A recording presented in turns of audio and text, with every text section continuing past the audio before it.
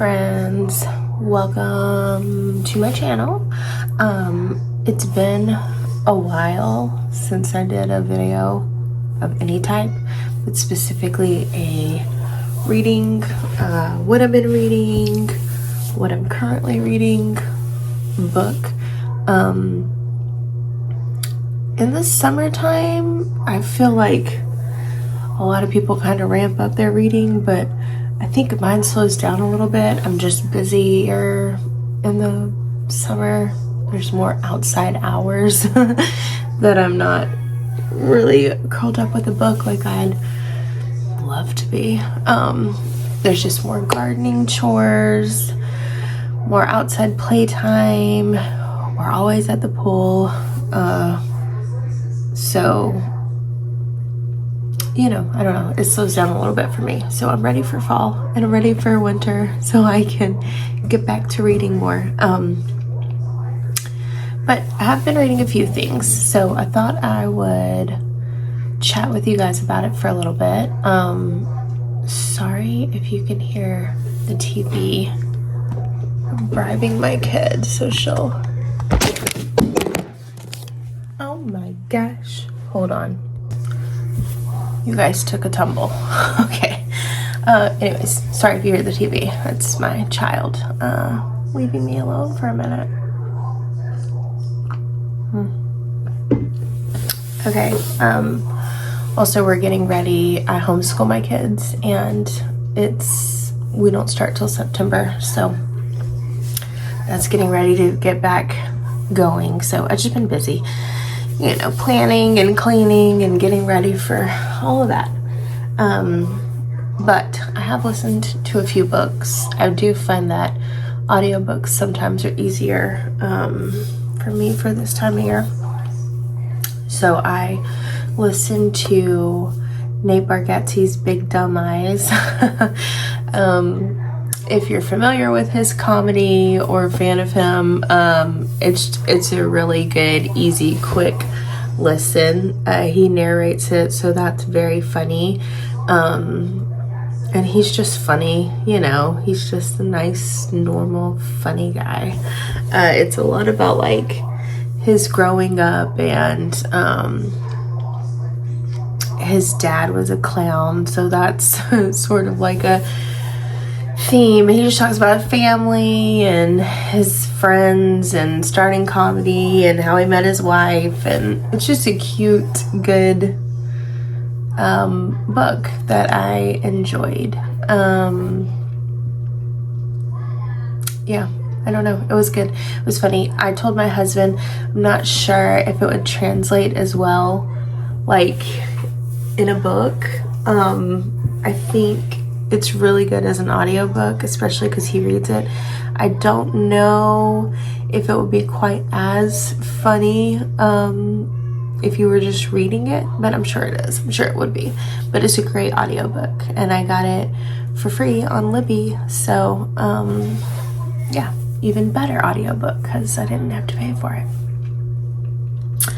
Another audiobook I listened to, what was it called? Oh yeah, The New Couple in 5B by... I did not write down the author's name. Sorry, author.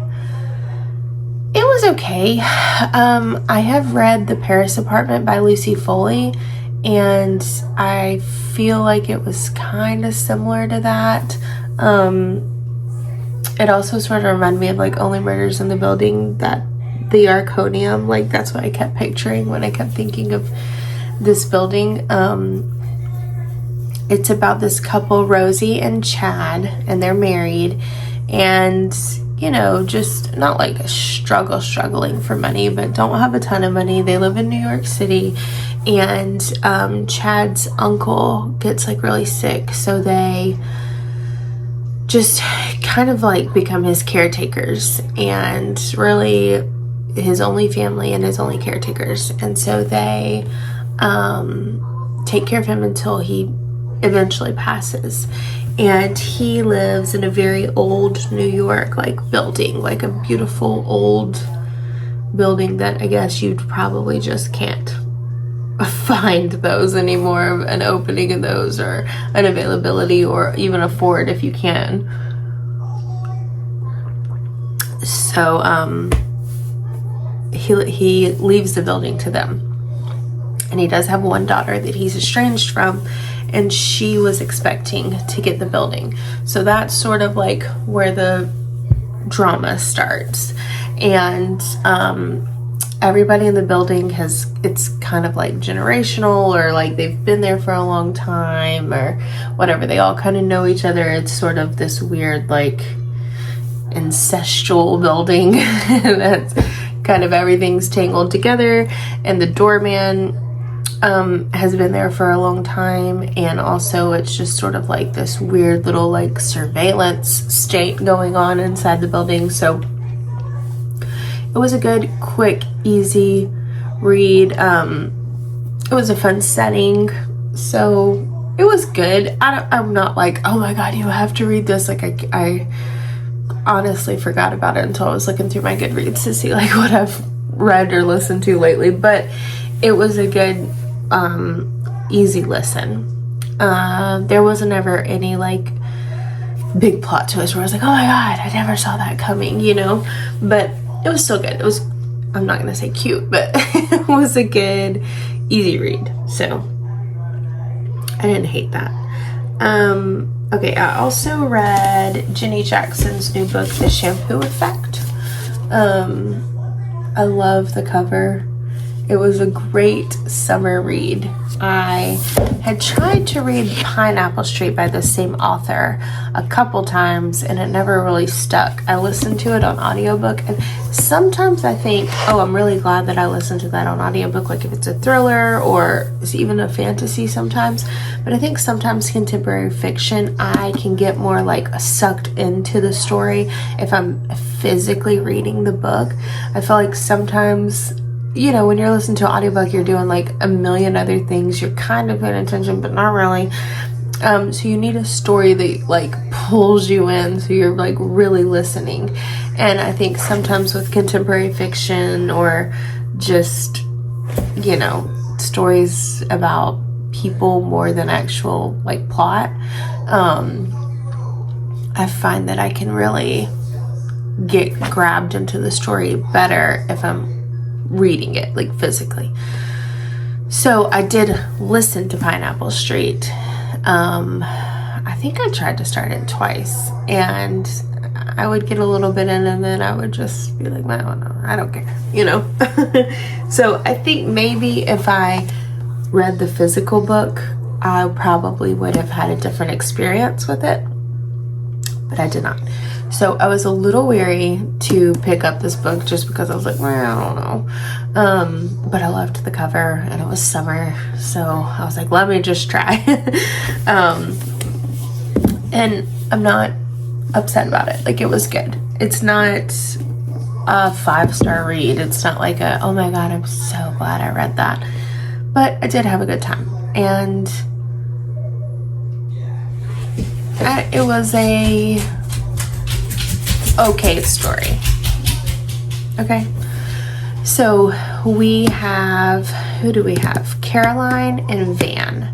And Caroline's mother is a very well-known author, and she lives in New York City, and Caroline grows up in New York City in sort of that scene. And Caroline also wants to be a writer, but she's sort of struggling with getting out of her mom's shadow. Actually, it's kind of funny because I also am going to talk about how to write a love story, and it's a very similar parent dynamic in the way that the parents are both very well-known authors, and the children also are striving to be well-known authors, and sort of like how to find that balance of, you know, nepotism or whatever, being like standing on your own merits. So that's sort of what Caroline's struggling with. And something happens in the book, and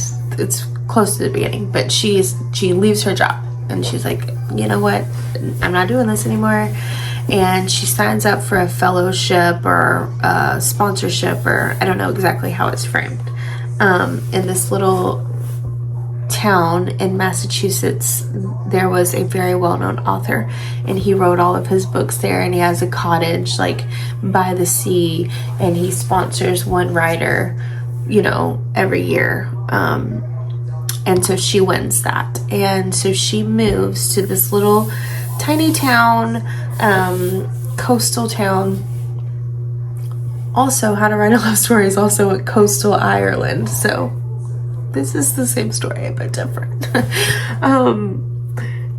And she ends up meeting this guy, Van. He's a little bit older. He's just different from the typical like finance bros that she's used to dating in New York City.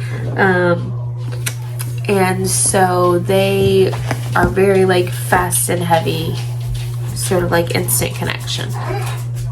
Well, Van has lived in this little town his whole life, and he has a very tight-knit friendship group that's a little bit like unhealthily entangled with one another, just always find their way back to the same group in the same town. And it's the dynamics of that group plays obviously a huge part of the story. So what's going on in each individual's life is a big part of the story. They're all couples, so who's hiding what and what's happening and blah blah, you know. They have kids, most of them, but they all still like party hard, and God bless them, because I don't know how. But anyways, there's this girl Bailey in the group. This is not a spoiler because it is in the beginning of it's in the blurb. So and her and Van are never very like serious with each other. It's not like a true love type of thing, but they always just sort of like hook up and fall back into each other. Never even as like a relationship, but just like a hookup. And so Bailey finds out after Caroline has gotten there and her and Van are together that she's pregnant, and it's Van's baby. So it's sort of like, what's gonna happen? How's this all gonna play up? Van's a very like stand-up guy, like tries to do the right thing, but is it the right thing? And you know, it's just a story about people and friendship groups and growing up and being like in your 30s and having kids and trying to find that balance of like life. So it was good. I would recommend reading it. I would definitely read it like in the summertime, so hurry up and read it. But yeah, it was good. I enjoyed it. That's The Shampoo Effect by Jenny Jackson. The cover's just beautiful, so you get to have it around you. Okay, then I did read How to Write a Love Story by Catherine Walsh, and this was cute. It was good. I obviously enjoy stories about writers and just reading. I find it so fascinating to read a book about anything in the writing world, like editors, publishers, writers. It's fascinating to me because it's like, you know, there's got to be truth in it. Like if this writer is choosing to write about this and these experiences of these people, there's got to be like some type of through line. So I do enjoy that. I like that. Plus I just like, whose dream isn't to be a writer? That's so like romantic. I would love to be a writer. So it's just fun to get into that world. Anyways, so How to Write a Love Story. We have Sam and Kira, and this takes place in coastal Ireland, which it's a tiny little town in Ireland. Everybody knows everybody. You know, everybody's in everybody's business. There's a town busybody, of course. So Kira's dad is a very famous author, and he has created basically like a Harry Potter or, you know, Lord of the Rings, like that level epic fantasy world novel series, not just one novel. And it's got a huge fandom. People love it. People are obsessed. People want to know what's going to happen. And he dies.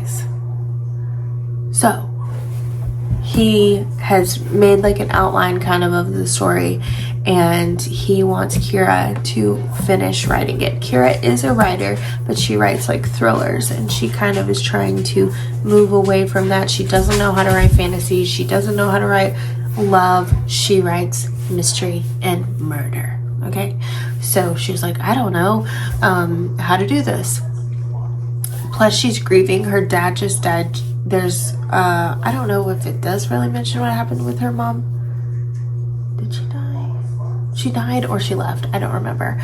But they don't have a relationship. She's the only child, so her and her father Frank were very close. And so she's obviously struggling with that grief. It's been like just a year, I think. And I think I just lost my stepdad almost a year ago, and as somebody that has kind of walked that path, I think that year mark is sort of like you're kind of in disbelief, and then you're in grief, and then you're kind of coming out of that at that year mark, and really like reality's hitting you. You know, so I think it's just really sinking in, and she's like realizing like her dad is really gone. So anyways, his publishing group sends Sam, the editor, this like wizard editor who's so good at editing and is just the best, but also a huge fan of this series. So he comes to Ireland to help her finish this book because she's like not replying to emails. She's just checked out a little bit. So he goes there, and of course there's like a struggle, and of course she finds out Sam is like a huge fan, and that she doesn't like because his fandom is a little bit crazy, and they've been a little bit crazy to her, and so she's just like no. But anyways, it's how they can find a way to come together and create this story and create their own story. So it was cute, it was good, it was fun. It's also a good summer read. They're in like a huge heat wave. So that was cute. I liked it. I would recommend it. But of course, like, it's a romance, so you know, it is what it is. But it was a good time. I liked it. Okay, what else? Oh yeah, I also listened again to Legends and Lattes because I'm just at that part of summer where you can like taste fall, but it's still so freaking hot and it's so far away, especially in the South. I'd like to think September means something, but it really means nothing. It means more heat. So anyways, I was craving cozy fall, so I listened to Legends and Lattes, which if you've never listened to the audiobook, I highly recommend it. Travis Baldree is the author, and he narrates the books, and he does such a fantastic job. He's so good. He's had to have won an award or something because it's the best audiobook. Even if you don't care about the story, it's just fun being in that world with him, and he does such a great job with the voices, and everybody sounds so different, and you're like, golly, how is that the same person? But he does a great job, so I really recommend that. It's this a little cozy fantasy about what is Viv? What is she called? An orc. Is that right? I don't know. She looks like Shrek, but a girl. But she's not Shrek. She's not an ogre. I think she's an orc. And she's like been slaying things, and she's like, I don't really want to do this anymore. I just want a quiet life, you know, in a little town. And she finds this little town for a specific reason, but I won't go into it. And she has been on her travels, met with these gnomes who make like bean juice, and she's like, that's the best thing I've ever had. Which, same girl, me too. So she decides to open a coffee shop, and that's like, people don't know what coffee is, and it's just fun. Like, you know, there's all different, like there's fairies and gnomes and orcs and everything else, so it's really just fun and cute, and a great listen. So I'm starting to listen to Bookshops and Bone Dust by the same author in the same world. It's a prequel. So I'm gonna do that next. So that was fun. Loved that. And I am currently in the middle. I was also gonna tell you, I had one DNF recently. That was The Children by Melissa Albert. It was my book of the month book. And I just couldn't finish it. I was interested in the story. I wanted to know what was going to happen, but the writing, oh my god, it was a slog. It's like so many words. I like to read words. I have no problems with words. I have no problems with long books. Hold on. Okay, sorry, I can hear my child coming. I was right.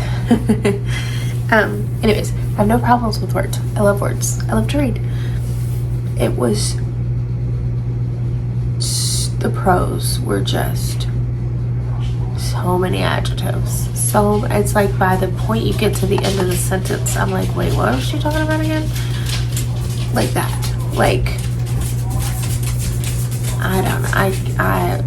It just took me out of the story. I was like, I don't know why she said that like that. Why'd she say that like that? And that's what I kept thinking. Like, why did she say that way? I wish I had an example, but I don't. But I don't know if it was just the wrong time for me. The story was interesting. I wanted to read the story. It's like this. It's also a writer story. So the mom creates this epic fantasy world based on her two kids. And, or not based on them, but they are characters in the story. It's like her actual kids. And they live in like rural Vermont or somewhere. I can't remember. Somewhere up there. I think it's Vermont. And the mom dies. The mom doesn't die in The Shampoo Effect, but I'm definitely like telling you guys the same plot. And anyways, the daughter and the son don't really talk anymore. They haven't talked in years. And the son is an artist, and he ends up doing an exhibit called Mother. And the girl's like, what the heck? And that's kind of what it's about. But it's very weird. It's very gothic. It's very like sinister and creepy. And there's just a weirdness to the whole thing. So maybe I might try again, like in the fall, winter. I do want to know what happens. I want to know. I want to finish it. But I could not finish it. I just did not have the patience. So maybe I'll try again. I should try again. I mean, I own the book, so I'll try again. Let me know if you've read that book or heard about that book or anything below. I'm interested. Okay, I'm currently reading The Poison Daughter by Sheila Masterson. See, I don't mind words. This is an almost 700-page book, and I've got that much left. Great book. I'm having a great time. Sometimes I'm weary about fantasy, or romantasy specifically. I'm like, ugh. I feel like sometimes, if you've read one, you've read them all. And then sometimes one comes and just surprises you, and this one has surprised me a little bit. It's this girl, Harlow. I will say, I think what could have been done better in this book, if I do say so myself, is the world building. So it's like you never really know, is this an urban fantasy? Are we in some other, well, we're definitely in another world, but it's like there's bars and there's, you know, clubs, and is there clubs? There's not clubs. I'm thinking of, I just started listening to Crescent City again. There's not clubs. There is bars, and there's stuff going on, and there's fine silks and dresses and this great, like, super fine whiskey and, you know, stuff like that. So there's definitely like an urban setting where Harlow lives, and then somewhere, that's another thing that I don't really understand, is like, so there's a wall, right, surrounding the city that they have to protect and close off, because in the woods surrounding is the drained vampires. But they're kind of like zombie vampires. They're not really like, you know, Interview with the Vampire vampires, for sure not. But are they? But no, they're not. So the drained are like these zombie vampires that live surrounding the city in the woods. And then somewhere else, there's this fort city that's basically like the country bumpkins of the world, is what they think in the city. But then once she gets there, it's really not, and she's very surprised at like the amenities and what all they have, and the huge grand palace, not a palace, but like a castle, not even a castle, I don't know, estate, that Henry, the guy, lives in. So it's an arranged marriage. The two families set this up because they both want to basically get back at one another. So there's like no trust. There's a lot of trauma. And Harlow and Henry also have an attraction, but they fight it. Okay? So that's what's going on there. But then also she's like, well, I know that there's this tunnel and I want to escape because her family's awful, and she wants to take her sister. And so she makes this plan with her dad that like if she does this, then she gets the key to the tunnel and she can go to any other city. So I just don't know. I was confused about the world. I'm still confused about the world. I think that's something that you've got to have an emphasis on if you're going to create a fantasy. You've got to tell us everything about the world, because we don't know. We don't know anything about the world. Like, that's your job, you know? And sometimes I think that can take you out of the story when you're just like, well, hold on. Where are we? What are we doing? Who's this? How do we get to that city? We're riding on horses through these drained woods, but then they're kind of like connected. I don't know. I was so confused. I'm still confused about the world. Sometimes if the story is good enough, you can kind of like be like, whatever, I don't know where we are, but we're doing this right now. And I don't know. So the story is interesting enough that I'm interested and I want to know what happens. But I think the explaining could have been done a little bit better. No offense, Sheila. Sorry, girl. I mean, especially in 700 pages, we could have known a little bit more about the world. But anyways, so anyways, it's epic fantasy. And what's gonna happen and who can you trust? And oh yeah, the poison daughter.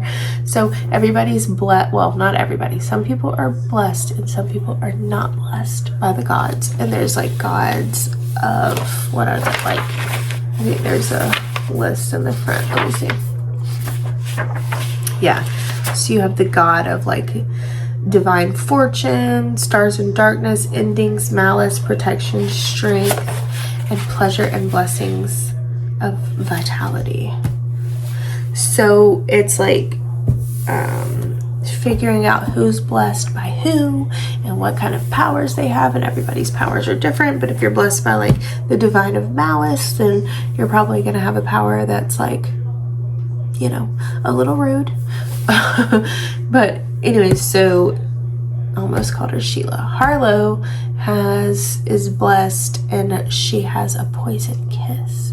So anybody that she kisses dies until she meets her husband and he doesn't die. So that's part of the mystery. It's like, what the heck? Like, that's kind of how it's a secret and nobody really knows each other's powers. And that's sort of how like her parents are like, you're fine going here and you can kill him this way and then we can do whatever we want to further our agenda, you know? And also before she ends up marrying him and going to the fort in the woods, she sort of starts this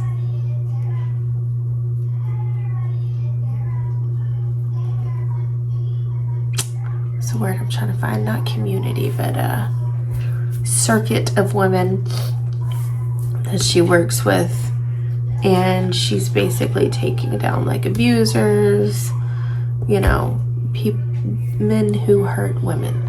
So she works with a group of other women in the city to like vet what's going on and find people, and then she kind of lures these men and kisses them and then they die. So that's sort of the big plot, I guess. And then the families hate each other, and Henry's family just sort of like pops back up after 10 years and is like, hey guys. And they're like, where have you guys been? You know, because there was an attack on the fort by the drain and a ton of people died. And so they kind of thought like, oh, they're not bouncing back after that, you know, but they did bounce back after that. And so Henry's kind of coming for his revenge, and you know, they just want information to know what the heck Henry and his folks are up to. So there's like no trust, lots of secrets, lots of confessions. So it's good. The world building could have been done better, but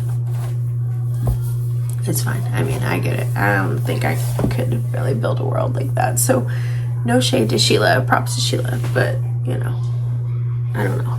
It could have been a little bit better. Okay, then I thought I would also tell you guys about my newest cookbook, Deep Run Roots by Vivian Howard. I love Vivian Howard. So actually, how I got introduced to Vivian Howard is when my oldest daughter was younger, and it was just her and my husband and me. My husband travels a lot for work, so sometimes he's gone for a long time.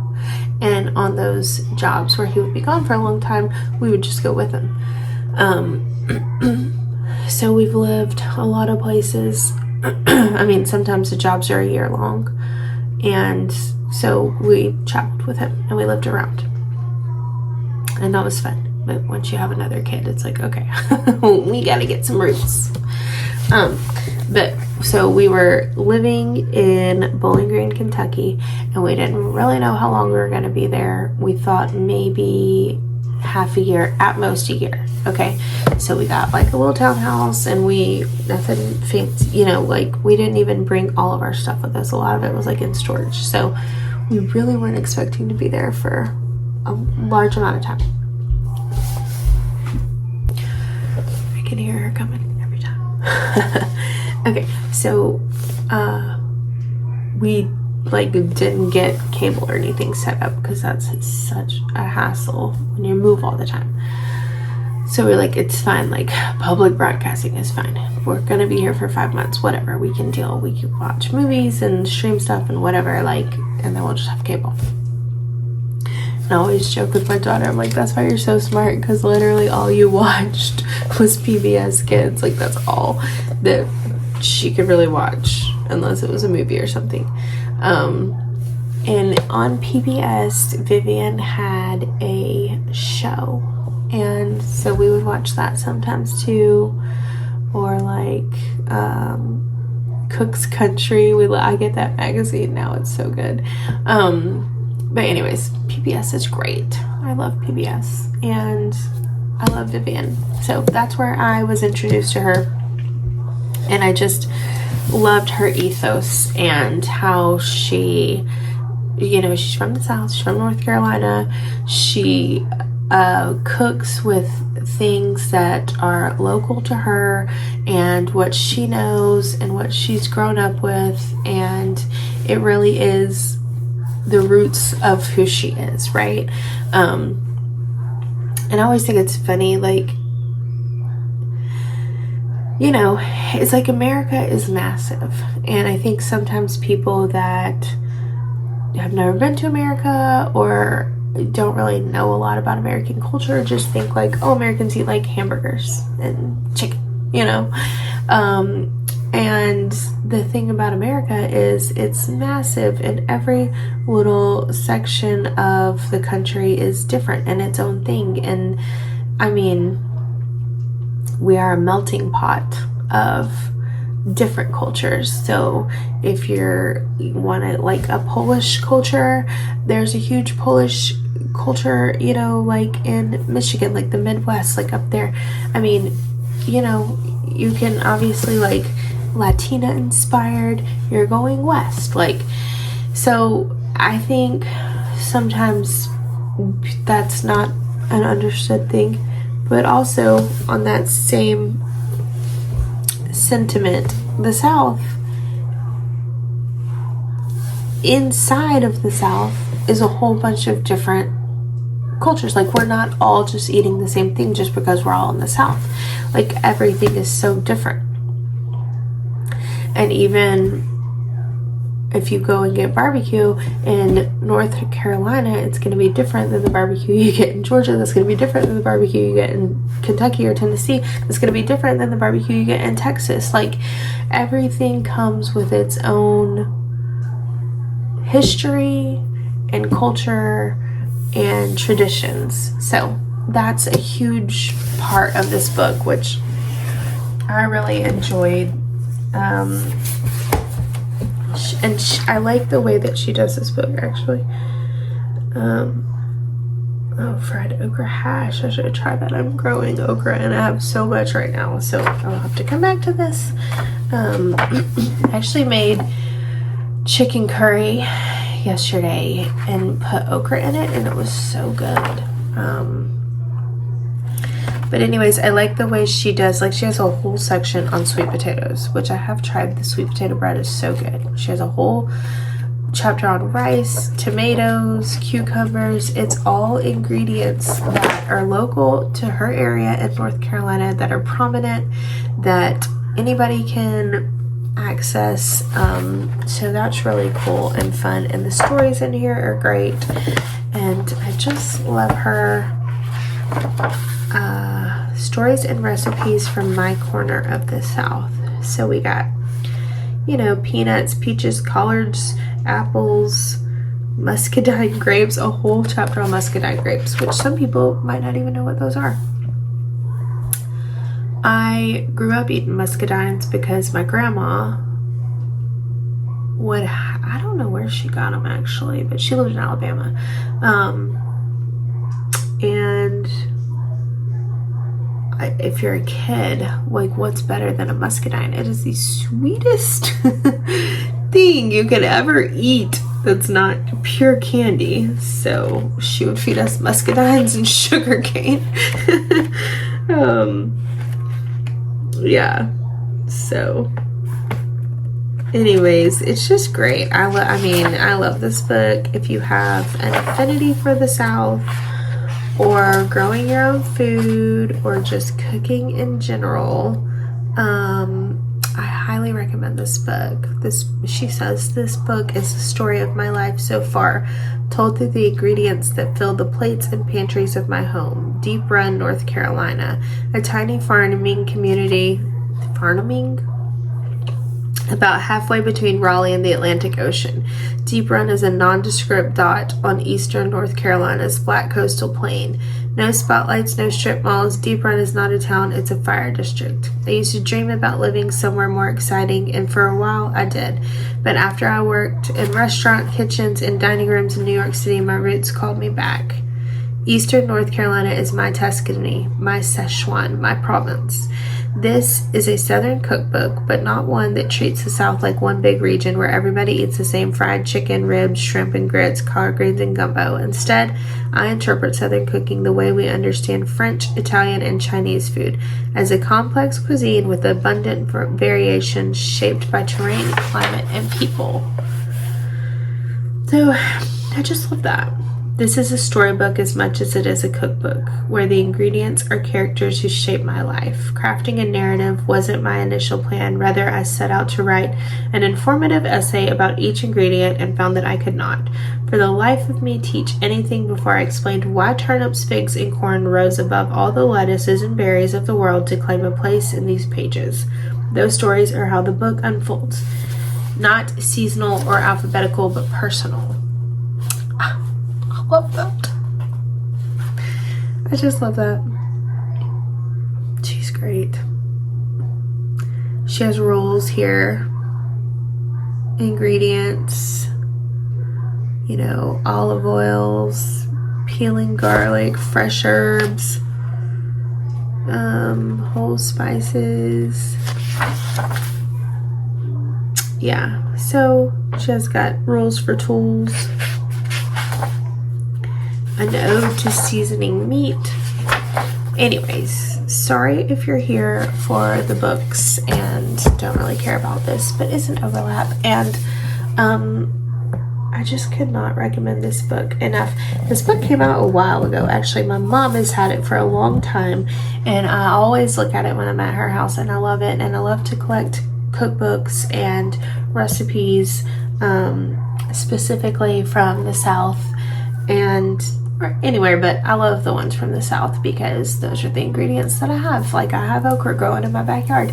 I've got tomatoes. You know, I grew collard greens this spring. I got my seeds started now. So I think that's something that it's fun. Like I just told you, I made a curry yesterday. It's fun to experiment with other cultures and, you know, find a love for those things too. But wherever you are in the world, fall in love with those things, those ingredients, the ones that are local to you, can be grown in your backyard, and, you know, food is life. So cooking something that you grow yourself is it's inspiring. Like, it makes you want to do more and grow more and find more recipes. And so I love that. I share her sentiments on falling in love with your region and what that offers, because everyone is so different and everyone is so special and unique to, like she said, the climate, the terrain, the landscape, and it just can help you understand where you come from even more. So I think that's really fun. But anyways, my mom always had this book, and I always flipped through it when I was at her house. And it says 2016, so it's 10 years old. But anyways, so my mom got it for me for my birthday this year. So it's new. My birthday was August 2nd, so I haven't had it for long.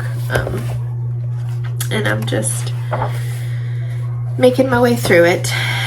But anyways, I highly recommend this book. I love Vivian. I'd love to go and eat at one of her restaurants. So yeah, recommend. 10 out of 10 so far.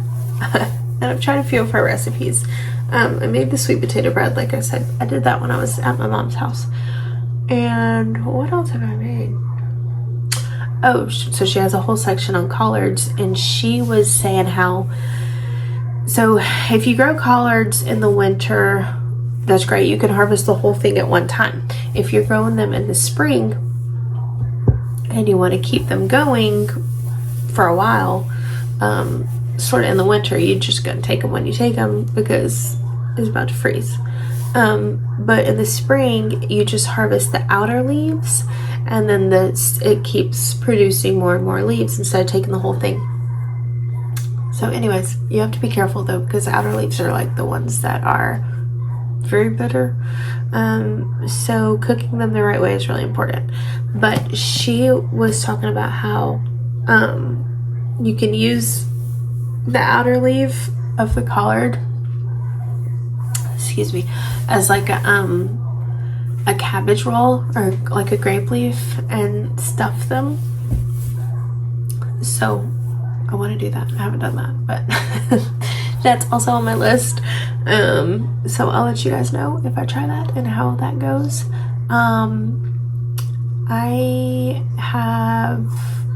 I think I'll do another book video just of fall reading coming up, what I want to read, what's on my list.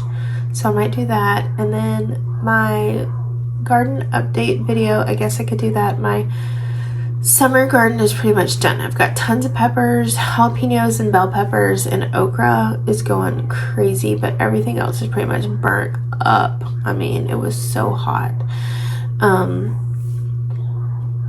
So I don't know if I really have a ton to share there. I pulled everything up from a large portion of my garden, so I don't even have a ton of stuff growing anymore. It was just so infested.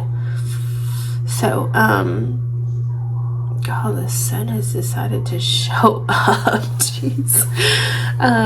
Anyways, so I've started my fall seeds, so I'll share that with you in a video soon. What I'm gonna start planting out soon, start hardening off these seeds and start planting them, and then also what I'm gonna like direct sow into the garden. Oh my God. So I can share that too. So I'll probably do a video update garden video soon, and a fall reading video. So if you're interested in any of those, check back in with me. Oh, I changed my name, so you might notice that too.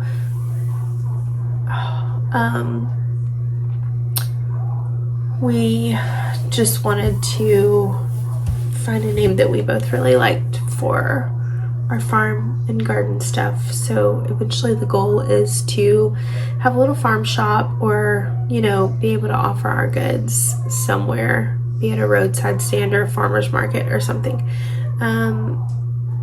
And so that's the goal. And Wildflower Rodeo is an ode to our horse Romeo.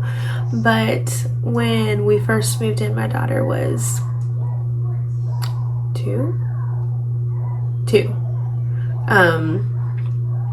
And she always called him Rodeo. And so it just kind of stuck. So now we all call him Rodeo. And if you don't know about Romeo, he came with the property. So he's been here long before us, maybe 15 to 17 years before us. The vet wasn't quite sure. So this is his land more than it is ours. And we grow wildflowers like crazy out here. We've got them everywhere. And I'm like, it is like a rodeo wrangling all these wildflowers through the whole season. So it's just something we both really liked and thought was fun. So Wildflower Rodeo is our new name, and I think it fits a little bit better. So anyways, I have chatted your ear off, I'm sure. Lots of books that I recommend right now, lots coming out that I want to read that I have on my radar. So check back in with me soon, and I will see you guys in I don't know why it got cut off, but see you guys in the next one. Thanks for stopping by.